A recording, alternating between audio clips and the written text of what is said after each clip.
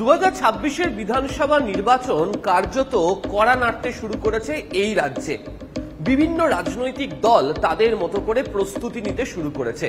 আর এই নির্বাচনী প্রস্তুতির মাঝেই এই রাজ্যের অর্থাৎ পশ্চিমবঙ্গের অন্যতম বড় উৎসব দুর্গাপুজো চলে এসেছে। ফলে দুর্গাপুজোর এই সময়কে, এই আবহকেই পুরোপুরিভাবে কাজে লাগাতে তৎপর সমস্ত রাজনৈতিক দলই। তার কারণ এরকম একটি আবহের মধ্যে দিয়েই তো নিজেদের বার্তা আরো সহজ করে পৌঁছে দিতে পারা যায়, জনসংযোগ গড়ে তুলতে পারা যায়। ফলে এই বিষয়কে কোনোভাবেই হাতছাড়া করতে রাজি নয় কেউই। আমরা দেখেছি যে গত কয়েকদিন ধরে দফায় দফায় বিজেপির বৈঠক হয়েছে, যে বৈঠকে বিভিন্ন পুজোকে কেন্দ্র করে তারা কি কর্মসূচি নিতে পারে, এমনকি বিশেষ কয়েকজন নেতাকে দায়িত্বও দেওয়া হয়েছে। তারা বিভিন্ন পুজো কমিটিগুলোর সাথে সংযোগ রাখছেন। এমনকি এরই মাঝে দাঁড়িয়ে দিল্লিতে মুখ্যমন্ত্রীর দেওয়া পুজোর সময়ের নির্দেশকে ঘিরেও জোরদার রাজনৈতিক তরজা বা বিতর্কও হয়েছে বলা যায়।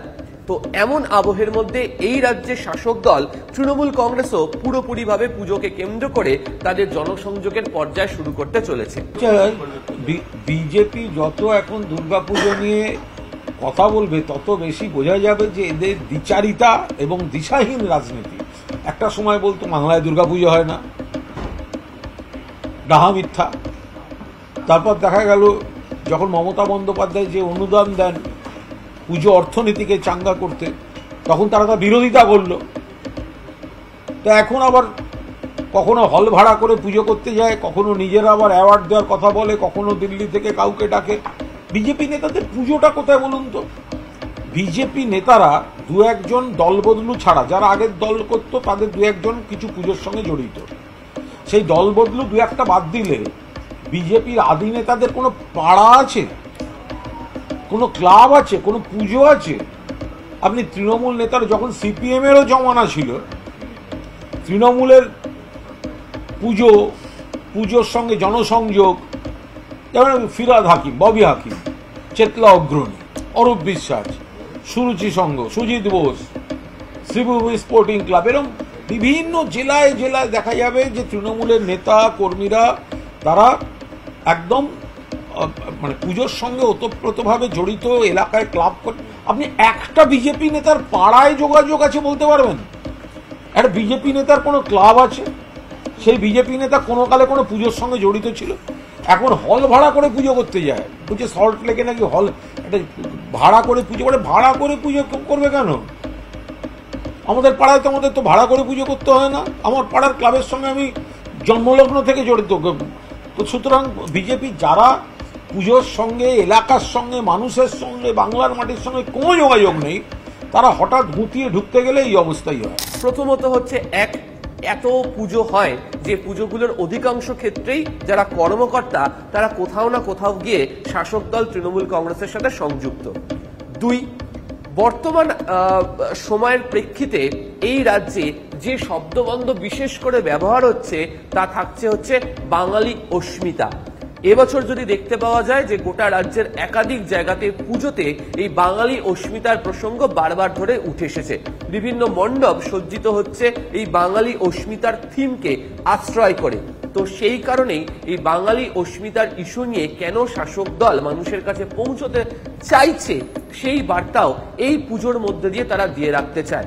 আর অবশ্যই গত কয়েকদিন ধরে আমরা দেখেছি আমার পাড়া আমার সমাধানের মধ্যে দিয়ে একেবারে বুথ স্তরে, পাড়ায় পাড়ায় মানুষের কি চাহিদা, মানুষ কি চাইছেন, সেই বিষয়টি তাদের কান পর্যন্ত চলে এসেছে। আর সেই বিষয়ে এই দুর্গাপুজোর মধ্যেও উৎসবের মধ্যে দিয়ে মানুষের কাছে পৌঁছে আরো একবার নিজেদের যে সম্পর্ক তাকে ঝালিয়ে নিতে চাইছে হচ্ছে শাসক দল। সূত্রের খবর, এ কারণেই রাজ্যের শাসক দলের সাংসদ, বিধায়ক থেকে শুরু করে পুরসভা বা পঞ্চায়েতেরও যারা দায়িত্বে রয়েছেন, যারা জনপ্রতিনিধি রয়েছেন, তাদের প্রত্যেককে বলা হয়েছে একবার নয়, প্রয়োজনে বহুবার বিভিন্ন পুজো মণ্ডপগুলিতে পরিদর্শন করতে, মানুষের সঙ্গে গিয়ে কথা বলতে, প্রয়োজন হলে পাড়ার পুজোয় বসে আড্ডা দিতে, আর পুজোর সময়ও মানুষের বাড়ি বাড়ি গিয়ে জেনে নিতে তারা যা জিনিস চাইছিলেন বা চেয়েছিলেন সেই সংক্রান্ত প্রকল্পের সুবিধা কি তারা পেলেন, যদি না পেয়ে থাকেন তাহলে সেই প্রকল্পের সুবিধা তারা কবে দিয়ে উঠতে পারবেন।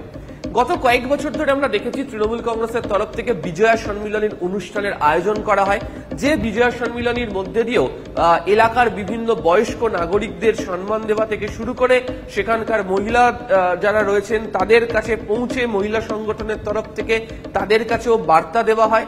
আবার প্রশাসনের তরফ থেকে কি কি কাজ করা হয়েছে তারও একটা ঢালাও প্রচার তার মধ্যে দিয়ে করে দিতে পারা যায়, এবং সর্বোপরি এলাকাতে কোন রাজনৈতিক দল মানুষের সাথে জনসংযোগ বজায় রাখতে পারছেন তার একটি আবহ তৈরি করে দেওয়া হয়। এবারে যেহেতু বিধানসভা নির্বাচন কার্যত চলেই এসেছে বলতে পারা যায়, তার কারণ গোটা রাজ্য জুড়েই ভোটের যে আবহতা তৈরি হয়ে গেছে, ভোট কেন্দ্রিক বিভিন্ন প্রচার, বিভিন্ন সভা সমিতি বৈঠক, বিভিন্ন কর্মসূচি গৃহীত হয়ে গেছে, ফলে পুজোর এই আবহকেও বাদ দিতে রাজি নয় কেউই। ফলে সমস্ত রাজনৈতিক দলই চাইছে পুজোর মধ্যে দিয়েই তারা তাদের জনসংযোগ সেরে ফেলতে, এবং এই জনসংযোগ সারার ক্ষেত্রে দাঁড়িয়ে পুজো মণ্ডপগুলিতে বারবার গিয়ে মানুষের সঙ্গে কথা বলে আসলে তারা পাশে আছে এই বার্তা দেওয়ার প্রচেষ্টাই জারি রাখছে। ক্যামেরা কুনাল চৌধুরীর সাথে আবির ঘোষাল, নিউজ 18 বাংলা, কলকাতা।